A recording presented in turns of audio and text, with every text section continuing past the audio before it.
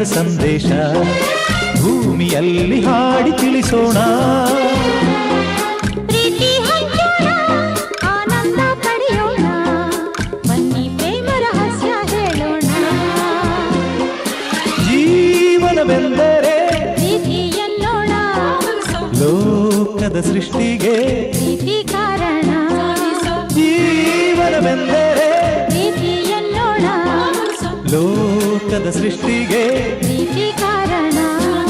ಪ್ರೇಮ ಲೋಕದಿಂದ ತಂದ ಪ್ರೇಮದ ಸಂದೇಶ.